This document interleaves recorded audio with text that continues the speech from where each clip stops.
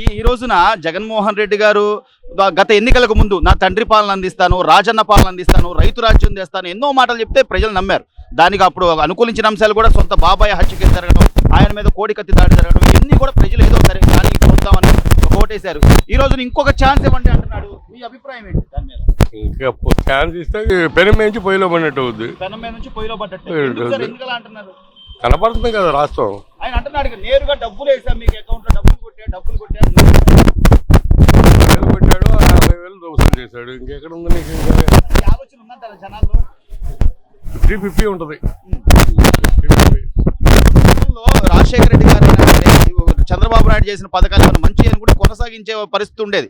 లేకపోతే చంద్రబాబు నాయుడు గారైనా రాజశేఖర రెడ్డి గారు ఏదైనా చేస్తే దాన్ని కొనసాగించారు, ఫీజు రీఎంబర్స్మెంట్ అని కానీ ఇవన్నీ.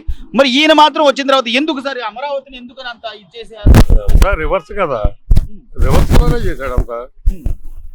ప్రజావేదిక పడగొట్టిన కానీ రివర్సే కదా. అప్పటికి ఇప్పుడు దాకా కూడా ఇంకెట్లా రాజశేఖర రెడ్డి వాళ్ళు ఒకటి, వీడికి వాళ్ళకి సంబంధం ఏడుంది అసలు? పొరపాటు పడ్డారు, తెలుసుకున్నారు. కొంతమంది ఏదో ఉంటారు 25%. తెలుసు అందరికీ కూడా. ఆ గతంలో వాలంటీర్లు లేకపోయినా కూడా పెన్షన్లు తీసుకునే పరిస్థితి ఉండేది. ఈరోజు వాలంటీర్లు లేరు, వాలంటీర్లను కావాలని చంద్రబాబు ఆపేశాడు, పెన్షన్లు రాకుండా చేశాడని చేసే ప్రచారంలో ఎంతవరకు వాస్తవం ఉంది? అది వాస్తవం లేదు. వివాళ్ళు ఏమంటున్నాడు కదా, బొచ్చెడు మంది గవర్నమెంట్ జాబ్ వాళ్ళు ఉన్నారు, విఆర్ఓలు, వివోలు, ఎంతమంది గ్రామ స్థాయిలో, మున్సిపాలిటీ కానీ గ్రామ స్థాయి కానీ ఇవ్వచ్చు. 2 రోజులు పట్టుద్ది, ఏమవుద్ది? అది పెద్ద ఇష్యూ. అసలు అక్కడ ఈ తరహా రాజకీయ ఎప్పుడు చూడలేదు. ఖజానాలో రూపాయి లేదు, ఎవరు ఇవ్వడానికి డబ్బులు. అది దాచిపెట్టి పక్కన పెట్టి చంద్రబాబు ఆపించాడు అంటే ప్రజలు పిచ్చివాళ్ళు అంటారా? ఎట్లా పిచ్చివాళ్ళు? మీడియా ఇలా ఇంత మీడియా ఇట్లా చెప్తున్నా అర్థం అందరికి అర్థమైంది. డబ్బు లేదు, నిన్న ఏదో 4,000 కోట్లు ఇచ్చారు, ఇవాళ పంచుతారు అంటున్నారు. బాబాయ్ హత్య అందరికీ తెలిసింది, అది జనమరిగిన సత్యమేక. కొత్తగా చెప్పా వివేకాకి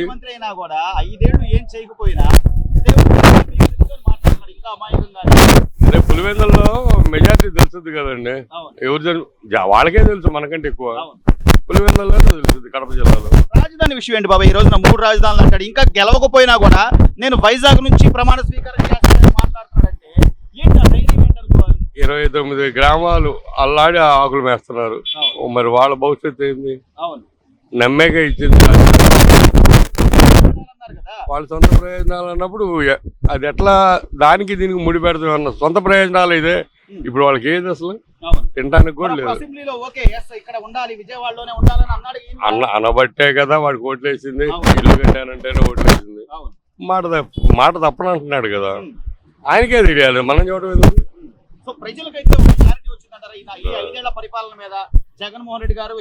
అందరికీ వచ్చింది.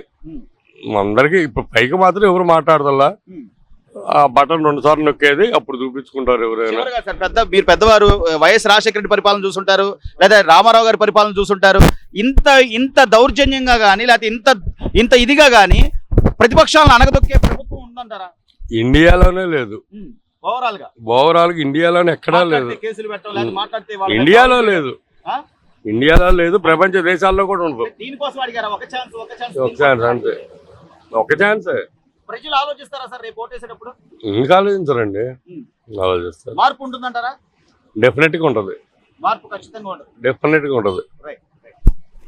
తమ్ముడు, ముఖ్యంగా యువత ఈ రోజున ఆంధ్రప్రదేశ్ రాజకీయాలకు సంబంధించి మార్పు ఏమన్నా వస్తుంది అంటే యువత ఓటు కానీ లేకపోతే మహిళల ఓట్లు కానీ. అసలు ఏంటి ఈ 4.5 సంవత్సరాల్లో జగన్మోహన్ రెడ్డి గారు చెప్తున్నట్టు నేను నేరుగా అకౌంట్లో డబ్బులు కొట్టాను అంటే ఓట్లు వేస్తారా?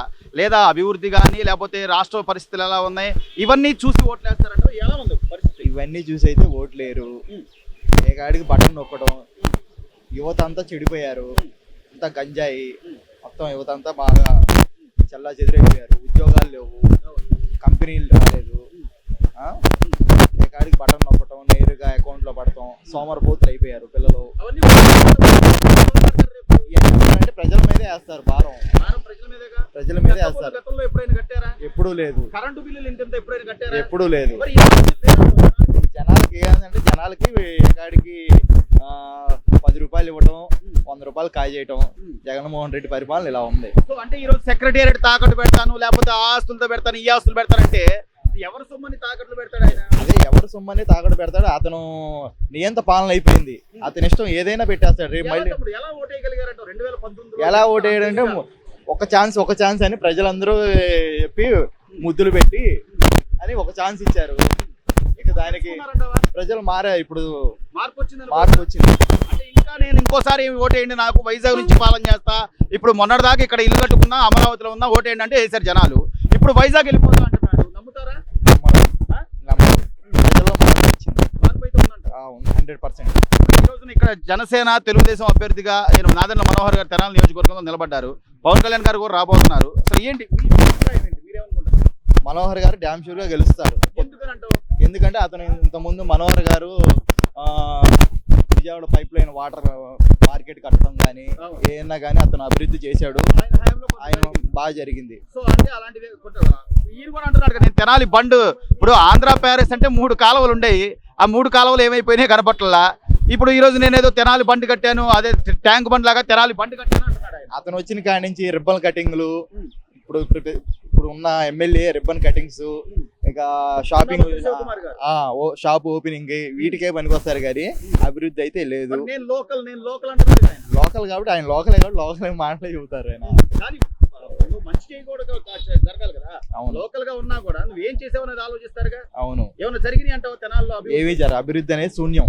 కొన్ని పరిశ్రమలు ఉద్యోగాలు ఏమి లేవు. యువత అంతా పక్కదో పెట్టి గంజాయికి అలవాటు పడిపోయారు బాగా. ఏ వార్డు చూసుకున్నా ప్రతి వార్డులో గంజాయి బాగా. లక్షల కోట్ల రూపాయలు విశాఖలో పట్టుబడితే అవును. ఇప్పటికైనా ప్రజలు ఆలోచిస్తారు. తప్పనిసరిగా ఓటుతో సమాధానం చెప్తారు. మార్పు అయితే ఉంటది.